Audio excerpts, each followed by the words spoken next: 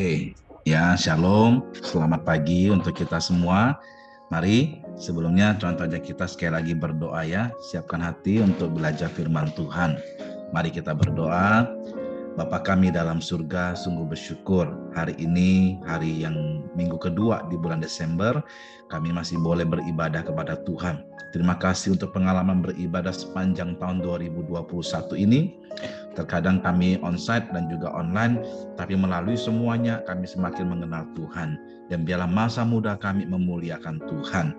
Sebentar lagi kami kembali mau belajar firman Tuhan. Berkatilah setiap kami yang sudah hadir, supaya Roh Kudus memberikan kami pengertian, pencerahan firman Tuhan ini bisa kami mengerti dan kami hidupi. Dalam nama Tuhan kami Yesus Kristus, kami berdoa, memohon dan bersyukur. Amin. Oke, puji Tuhan ya. Nah, contoh mau share screen dulu ya. Kelihatan? Kelihatan contoh. Oke, puji Tuhan ya. Nah, jadi contoh berharap semua teman-teman dalam kondisi sehat ya. Hari ini senang sekali bisa berbagi firman Tuhan dengan kita semua. Tema firman Tuhan yang sudah ditentukan untuk hari ini adalah My Soul Glorifies the Lord, yang artinya jiwaku memuliakan Tuhan, gitu ya.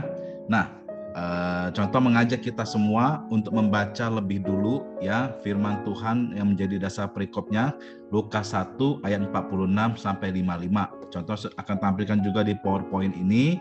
Nah, minta tolong untuk satu rekan pria dan juga satu rekan wanita untuk bacakan bergantian gitu ya.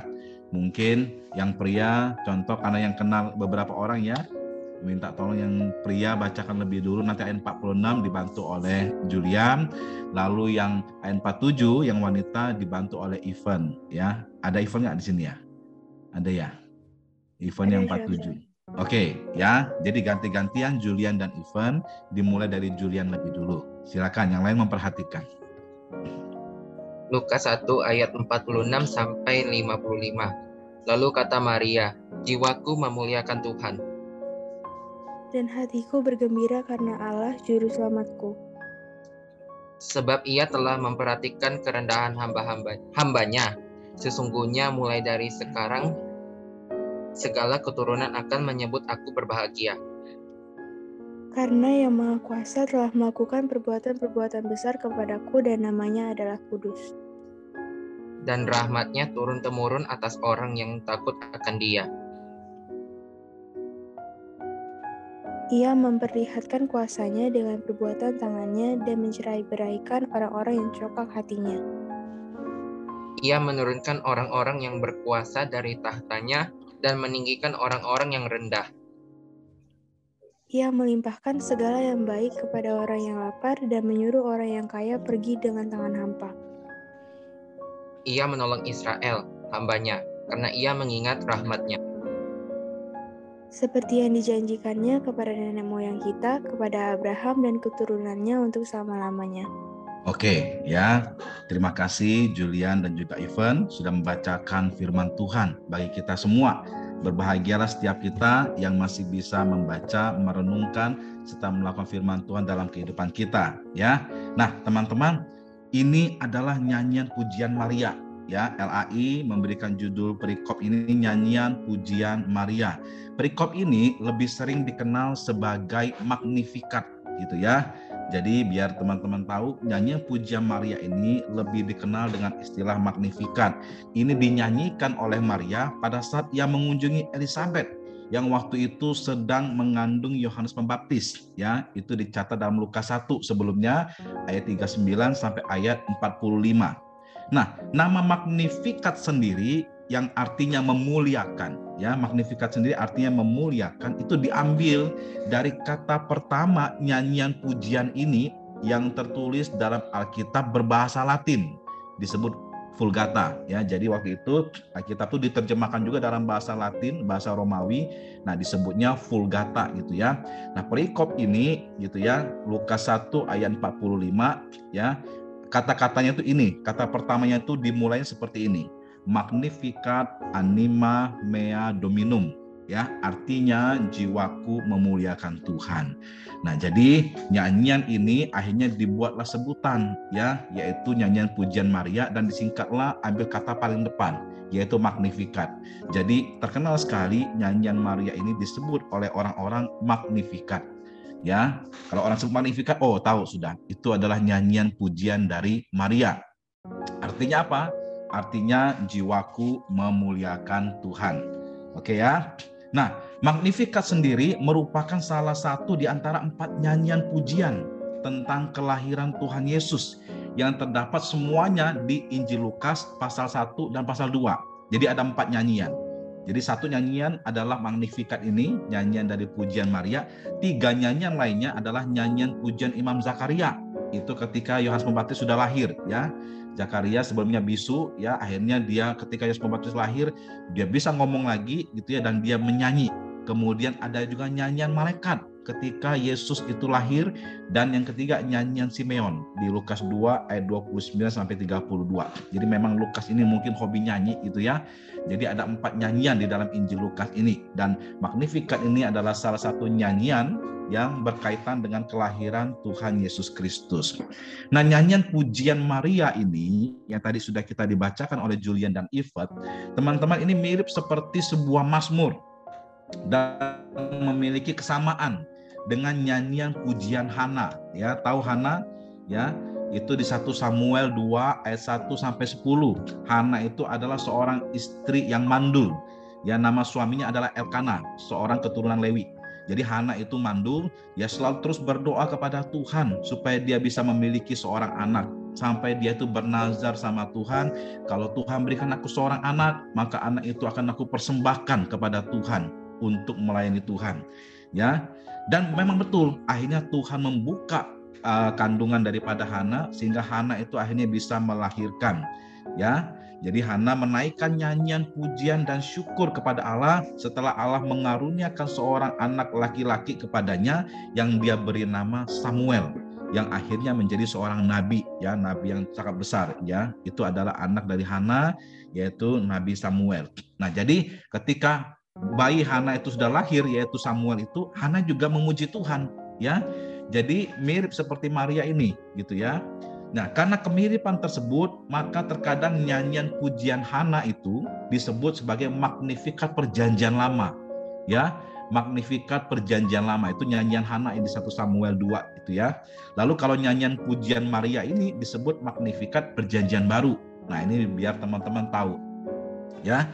Nah, di dalam Magnificat di Injil Lukas ini, Maria ini menaikkan nyanyian pujian atas kebaikan dan kesetiaan Allah dalam rencana keselamatannya bagi umat manusia, khususnya bagi bangsa Israel. Maria ini dia mendeskripsikan karya Allah yang maha kuasa dan rahmat yang ia nyatakan kepada Israel. Ya, dia deskripsikan karya Allah maha kuasa dan rahmatnya yang dia nyatakan kepada Israel, serta penggenapan janji Allah kepada Abraham. Itu isi daripada nyanyian pujian Maria.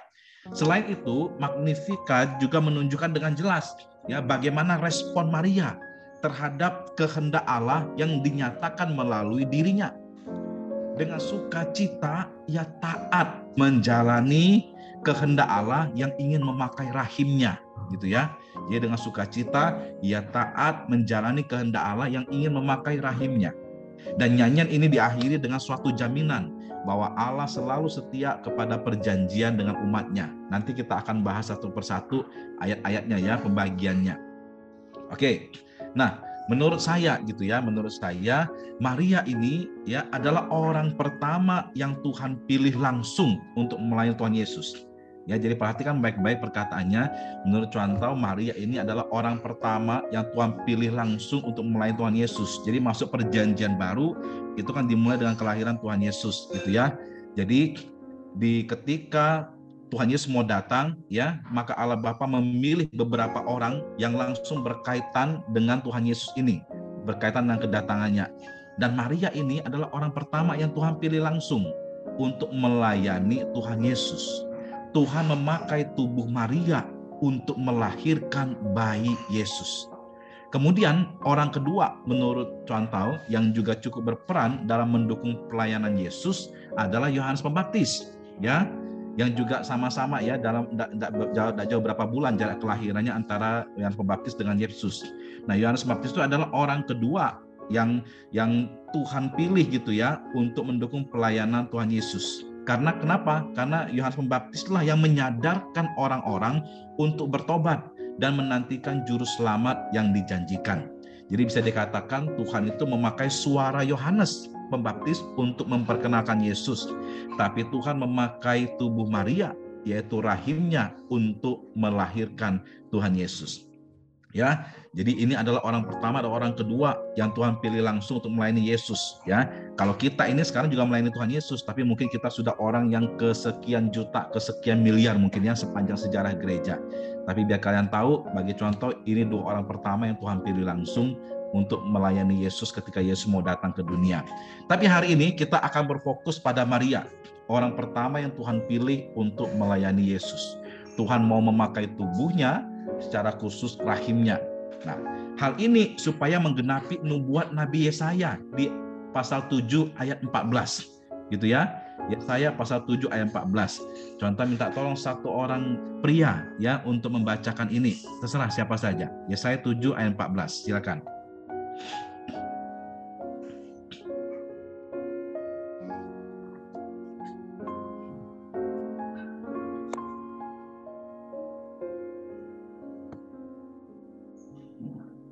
Boleh Jeff bacakan. Oh, Jeffrey Austin ya. Bentar lagi nyari. Oh, ini sudah ditampilkan. Jeffrey baca aja. Yang mana? Oh, Yesaya 7:14. dari sesungguhnya itu. Sebab itu. Oh, sebab itu Tuhan sendirilah yang akan memberikan kepadamu suatu pertanda. Sesungguhnya seorang perempuan muda mengandung dan akan melahirkan seorang anak laki-laki, dan ia akan menamakan dia Immanuel. Oke, ya. Jadi Tuhan memakai tubuh Maria secara khusus rahimnya, ya. Dan ini sesuai dengan nubuat yang pernah dikatakan. Sesungguhnya seorang perempuan muda mengandung dan akan melahirkan seorang anak laki-laki, dan ia akan menamakan dia Immanuel. Di Lukas ini kita baru tahu bahwa perempuan muda itu adalah Maria, gitu ya. Dan karena panggilan ini, Maria akhirnya dipandang sebagai teladan atau model karakter seorang pelayan. Hal ini dinilai sebagaimana sikapnya ketika dia menerima tugas dari Allah yang disampaikan oleh malaikat, gitu ya. Jadi gara-gara jawaban malaikat itu, Maria ini dianggap sebagai contoh teladan atau model ketika diminta untuk pelayanan. Ya, apa sih? Kenapa dia disebut sebagai model atau teladan? Memang bagaimana jawaban Maria? Nah, Maria menerima tugas itu dengan ucapan yang sangat terkenal, ya, yaitu dicatat di Lukas 1 ayat 38. Nah, contoh sekarang minta seorang rekan perempuan untuk bacakan, ya. Mungkin ada namanya siapa ini ya, Mariel. Nah, tolong Mariel bacakan ini, Lukas 1 ayat 38. Ini jawaban Maria yang fenomenal. Kata Maria, sesungguhnya aku ini adalah hamba Tuhan, jadilah padaku menurut perkataanmu itu. Lalu malaikat itu meninggalkan dia. Yes, ya. Gara-gara Maria sebut ini, ya, dia pun dijadikan sebagai contoh teladan atau model seorang pelayan. Ketika Tuhan minta kita untuk melayani, gitu ya, jawaban Maria inilah yang harus menjadi jawaban kita semua ketika diminta Tuhan melayani. Ya, nanti contoh jelaskan lagi, ya, betapa hebatnya perkataan ini ketika nanti kalian tahu apa yang Maria rasakan sampai dia bisa ngomong ini. Ya, Maria sekali lagi ngomong, sesungguhnya aku ini adalah hamba Tuhan, jadilah padaku menurut perkataanmu itu. Ya, tetapi melalui perikop hari ini, ya, contoh mau mengajak kita untuk belajar juga, ya, belajar mempunyai respon yang sama seperti Maria ketika mendengar berita Natal. Kalau tadi, ya, dari jawaban Maria itu kita belajar tentang teladan model karakter seorang pelayan. Tapi yang contoh mau ajak hari ini kita belajar sesuai dengan tema hari ini, yaitu mengajak kita mempunyai respon yang sama seperti Maria ketika mendengar berita Natal. Ya, jadi sebetulnya Maria itu bukan hanya menerima sebuah tugas, teman-teman, tapi dia juga sedang menerima berita baik. Ya, dia menerima berita baik.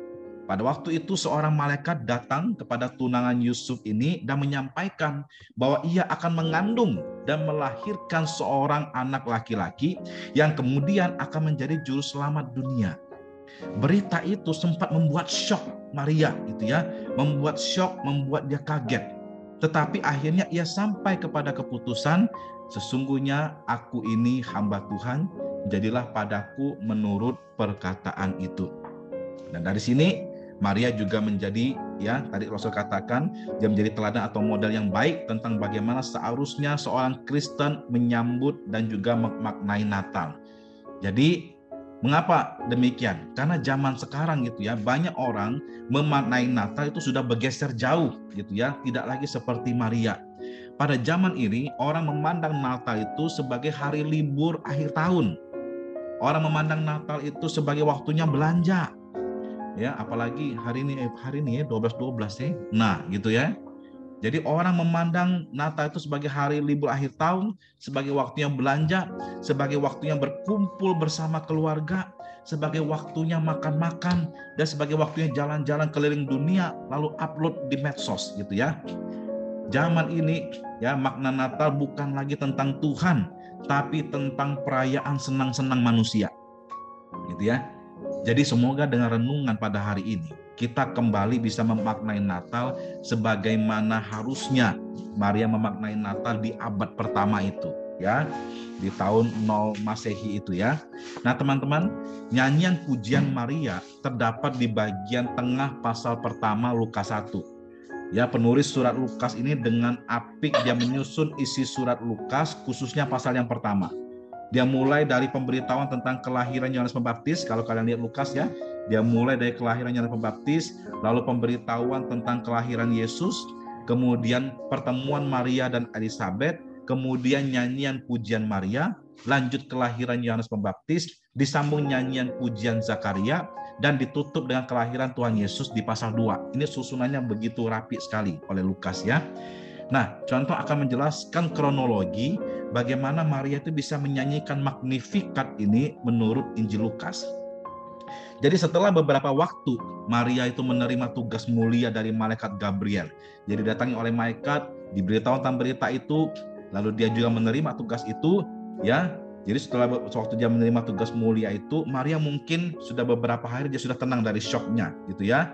Jadi dikatakan beberapa waktu gitu ya, dia akhirnya bertemu dengan Elizabeth. Nah, beberapa waktu di sini bisa jadi beberapa hari atau beberapa minggu ya. Kita nggak tahu pasti, tapi bisa beberapa hari atau beberapa minggu. Maria mungkin baru saja melewati pergumulan pertamanya ketika menerima tugas itu. Yaitu apa pergumulan pertamanya? Yaitu bagaimana menjelaskan kepada tunangannya bagaimana dia bisa mengandung oleh Roh Kudus. Ini pasti tentu suatu pergumulan yang sulit gitu ya. Tiba-tiba aku harus mengandung, padahal aku belum menikah, dan kandungan ini adalah dari Roh Kudus. Ini adalah pergumulan pertama dia ketika dia sudah menerima tugas itu, ketika dia sudah menerima berita baik itu. Dia kasih tahu kepada calon suaminya, ya. Dan contoh percaya, akhirnya setelah masalah itu beres, lalu Maria dan Yusuf ini pergi, ya. Dia pergi waktu itu, kemudian setelah dia pergi, Maria itu bertemu dengan Elizabeth, gitu ya. Pada waktu dia bertemu dengan Elizabeth itu sudah mengandung selama 6 bulan. Dan anak yang ia kandung itu adalah Yohanes Pembaptis. Nah, saya percaya ya, contoh percaya namanya wanita gitu ya. Namanya wanita pasti mereka hari itu ketika mereka bertemu, mereka juga saling cerita. Bagaimana sih ceritanya keduanya ini bisa mengandung ya, hampir bersamaan waktunya, dan ternyata ada peran malaikat di dalam kehamilan mereka berdua ini. Ya, pasti mereka ngobrol. Bagaimana mereka mendatangi gitu ya, memberitahu gitu tentang kehamilan. Nah, dan setelah mereka ngobrol-ngobrol, di hari itu Maria mendapat penegasan lagi dari Elizabeth. Jadi ini setelah beberapa waktu, malaikat kasih tahu Maria, lalu dia jelaskan dengan Yusuf tunangannya, lalu dia bertemu dengan Elizabeth, ngobrol-ngobrol lagi tentang kehamilan mereka berdua, lalu Elizabeth kemudian memberi penegasan lagi kepada Maria, bahwa memang Maria adalah ibu dari Tuhannya kelak, seperti yang sudah disampaikan oleh malaikat. Di Lukas 1:42-45, Elizabeth berkata begini, "Diberkatilah engkau di antara semua perempuan, dan diberkatilah buah rahimmu. Siapakah aku ini sampai ibu Tuhanku datang mengunjungi aku? Sebab sesungguhnya ketika salammu sampai kepada telingaku, anak yang di dalam rahimku melonjak kegirangan. Dan berbahagialah ia, yang telah percaya sebab apa yang dikatakan kepadanya dari Tuhan akan terlaksana. Jadi hari itu ketika Maria sudah mendengar kalimat ini dari Elizabeth, maka makin takjublah Maria sehingga akhirnya dia menyanyikan pujian ini, Magnificat, setelah dia mendengar pengakuan dari Elizabeth. Nah, teman-teman, sekali lagi pada waktu mempersiapkan firman ini, contoh terkaget gitu ya, karena ternyata Maria ini orang yang luar biasa. Ya, dari pujiannya ini kita bisa menyaksikan, kita bisa melihat betapa dalamnya pengetahuan Maria mengenai firman dan janji Allah yang diberitakan sejak beribu-ribu tahun silam. Padahal Maria itu adalah seorang perempuan Yahudi di abad pertama. Ya, rasanya sangat janggal menemukan seorang perempuan dengan pengetahuan perjanjian lama selengkap Maria. Gitu ya. Karena kalau di perjanjian lama tuh yang lebih diprioritaskan adalah kaum pria, kaum laki gitu ya, dari kaum keturunan bapak. Di abad pertama hanya anak laki-laki saja yang bisa datang dan belajar pada guru agama di sinagog gitu ya. Tahu sinagog, tulisannya sinagoge. Sinagoge itu adalah rumah ibadah orang Yahudi, ya, rumahnya kecil-kecil yang mulai muncul sejak zaman pembuangan. Jadi karena bangsa Israel itu waktu itu tidak bisa lagi beribadah di bait suci, ya, karena mereka dibuang ke negara lain gitu ya. Maka untuk menjaga identitas mereka sebagai umat Tuhan, mereka tetap mesti beribadah.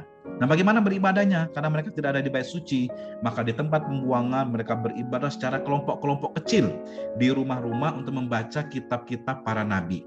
Nah, rumah-rumah kecil itu, perkumpulan kecil itu disebut dengan sinagog. Nah, sinagog ini akhirnya tetap dipraktekkan walau bangsa Israel sudah kembali dari pembuangan, dan tradisi ini bertahan sampai zaman Tuhan Yesus lahir. Ya, jadi kemungkinannya adalah Maria ini seorang perempuan, dia kemungkinannya untuk belajar di sinagog itu kecil karena dia itu perempuan. Jadi kemungkinannya adalah Maria ini belajar dan mendengarkan firman Allah ya tentang janji Tuhan di kitab-kitab para nabi, itu dia dengar dari seorang laki-laki secara tidak langsung. Paling mungkin laki-laki itu adalah ayahnya sendiri ya yang mengajarkan kepada Maria tentang ajaran sinagoge seputar perjanjian lama. Kita semua pasti tahu secara garis besar apa saja isi kitab perjanjian lama gitu ya. Semua masih sama seperti Alkitab yang teman-teman bisa akses hari ini, entah itu di Alkitab bentuk buku ataupun Alkitab di dalam gadget teman-teman semua.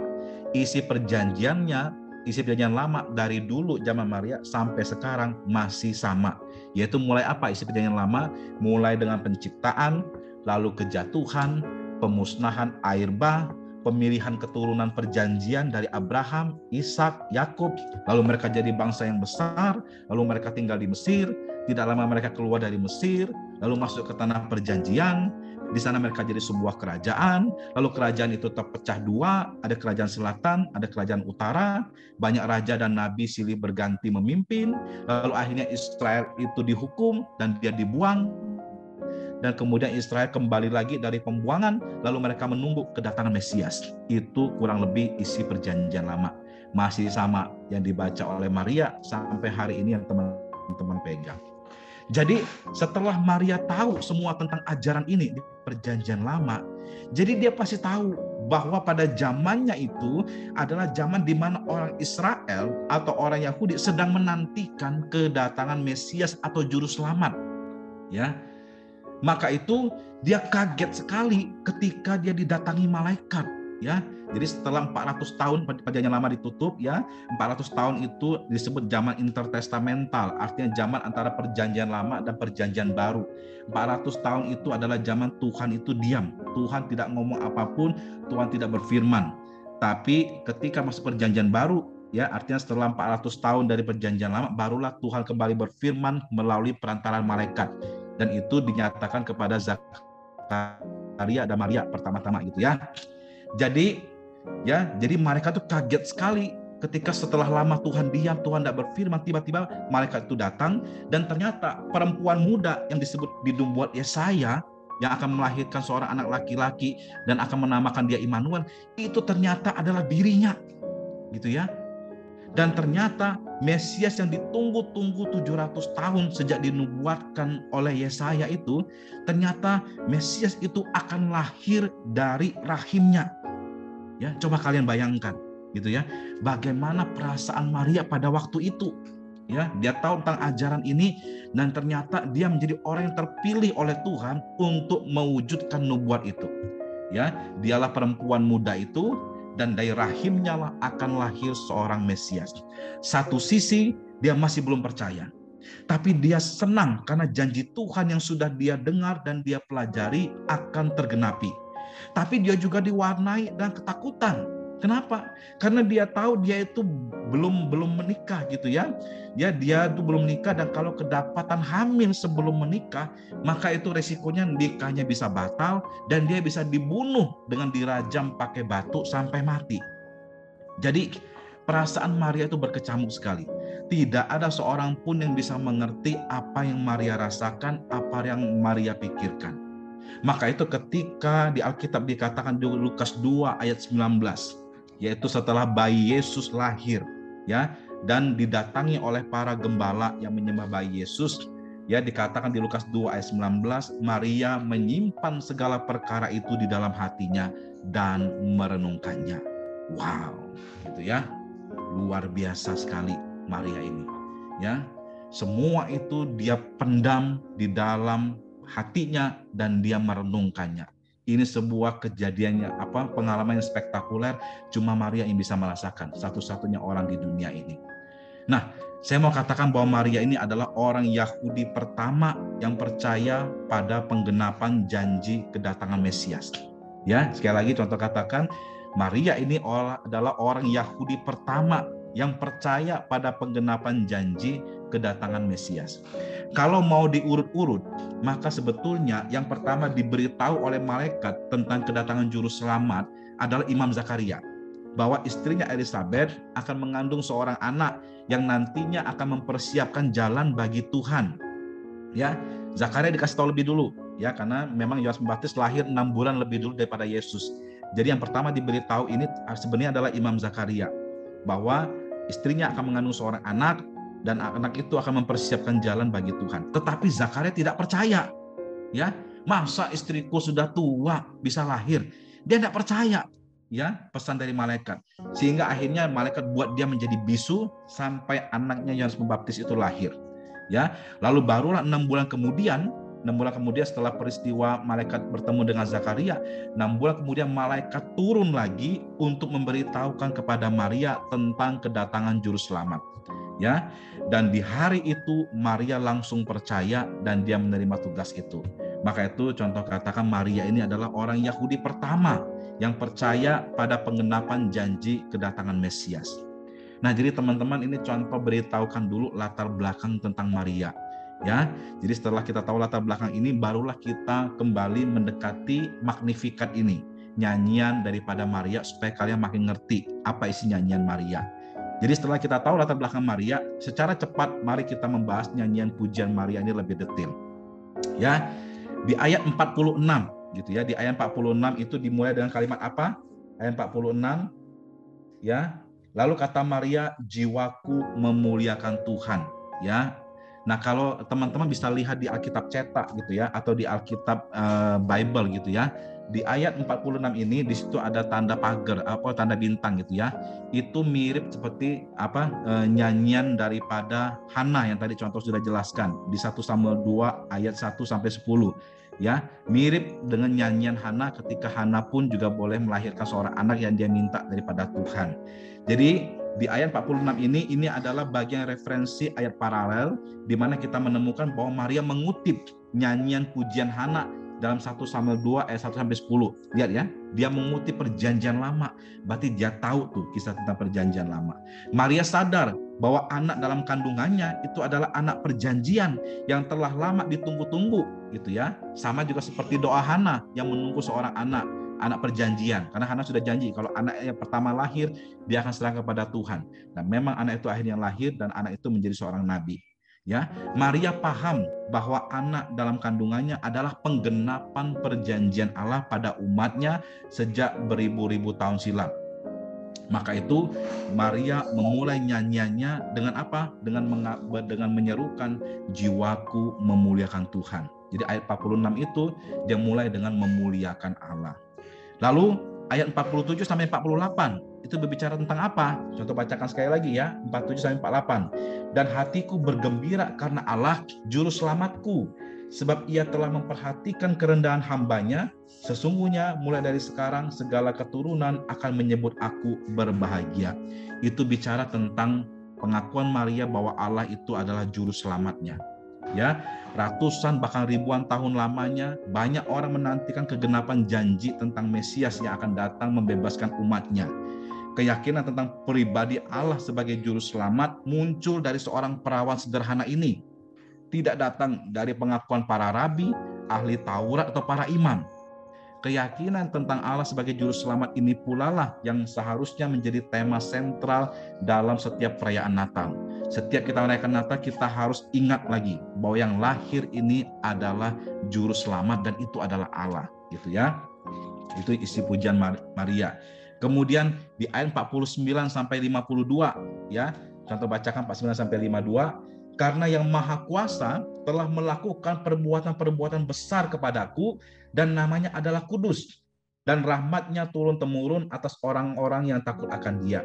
Ia memperlihatkan kuasanya dan perbuatan tangannya dan mencerai-beraikan orang-orang yang congkak hatinya.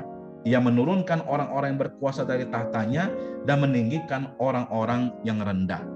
Ya, 49 sampai 52 itu Maria sedang memuji Allah yang Maha Kuasa. Maria tahu bahwa ia seorang perawan, tapi ia akan mengandung. Ini sesuatu yang mustahil, tapi dia percaya pada kuasa Allah. Jika Allah berkehendak, maka tidak ada yang mustahil. Pengakuan ini sejalan dengan pengetahuannya bahwa Allah itu sedang melakukan perkara besar kepadanya, dan Tuhan pasti akan melindungi dia. Karena Maria mengingat bagaimana tangan Tuhan itu sudah menolong bangsa Israel dari pembesar-pembesar atau raja-raja yang congkak hati.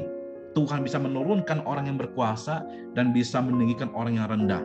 Dia tahu betapa maha kuasanya Tuhan pada waktu itu, dan dia percaya bahwa sampai hari ini pun ketika dia akan melayani Tuhan, dia tahu Tuhan punya maha kuasa itu akan memberikan dia kemampuan untuk boleh melalui pelayanan ini.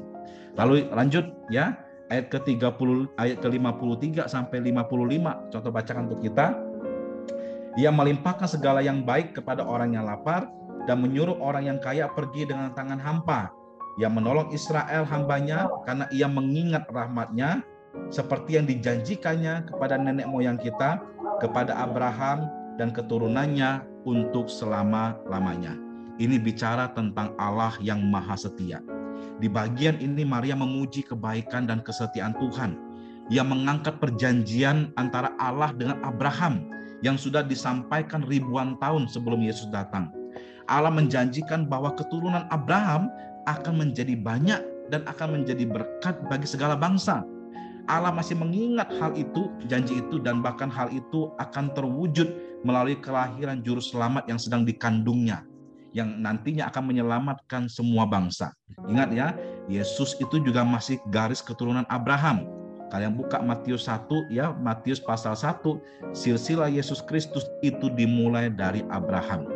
Jadi Maria ini melihat bahwa Allah juga adalah Allah yang maha setia dan kesetiaannya sungguh terbukti. Janjinya kepada Abraham itu tergenapi melalui dirinya, gitu ya. Yesus itu adalah keturunan daripada Abraham yang nanti akan menjadi berkat bagi segala bangsa. Nah, teman-teman, sungguh luar biasa ya pribadi Maria dan juga magnifikatnya ini, ya. Setelah mendengar dan belajar tentang Maria, kembali contoh mau bertanya kepada teman-teman. Sebentar lagi kita akan merayakan Natal. Bagi kalian yang korem, maka perayaannya minggu depan, ya, tanggal 19. Pertanyaannya, dengan apakah kita akan memaknai Natal? Apakah dengan belanja, jalan-jalan, makan-makan, liburan, atau kumpul-kumpul? Bagaimana saudara akan melewati dan memaknai Natal tahun ini? Bukankah lebih bermakna jika kita mengingat lagi ya di Natal ini bahwa Allah itu sangat memperhatikan umatnya, seperti pujian Maria. Allah yang merupakan juru selamat, Allah yang maha kuasa, dan Allah yang maha setia itu mau datang ke dunia dan berurusan dengan kita yang hina ini. Jadi marilah kita punya hati seperti Maria ini ketika mau mengikuti ibadah Natal kita yang akan diselenggarakan di dalam minggu-minggu depan ini. Ya, Maria sadar betul bahwa Allah itu adalah juru selamat yang akan membebaskannya. Allah itu adalah Sang Maha Kuasa yang melindungi hidupnya, dan Allah adalah Sang Setia yang tidak pernah melupakan dan meninggalkannya. Sikap dan tindakan seperti Maria ini seharusnya menjadi sikap dan tindakan kita juga setiap merayakan Natal. Pujian yang kita naikkan kepada Allah itu tidak berangkat dari alasan bahwa kita bisa merasakan kesenangan tertentu ketika Natal tiba, bukan. Natal bukan tentang kita, gitu ya. Natal itu adalah tentang Tuhan, ya. Biarlah jauh di dasar hati kita seharusnya timbul pengakuan ya ketika merayakan Natal, memaknai Natal, muncul pengakuan dari dasar hati kita bahwa Allah lah juru selamat kita yang maha kuasa dan maha setia. Yesus Kristus yang datang itu dia membawa kelepasan dan membawa keselamatan bagi kita atas setiap dosa-dosa dan setiap kesalahan kita. Semua dosa dan kesalahan kita itu ya, hukuman yang dijatuhkan sebagai konsekuensi atas dosa dan kesalahan kita itu telah dicabut oleh Yesus yang datang sebagai juru selamat melalui perempuan muda yaitu Maria. Oleh sebab itu, sekali lagi, biarlah seperti Maria kita menghadapi dan memaknai Natal ini ya dengan mengingat lagi bahwa sungguh Allah itu adalah juru selamat, Allah Maha Kuasa, Allah itu Maha Setia.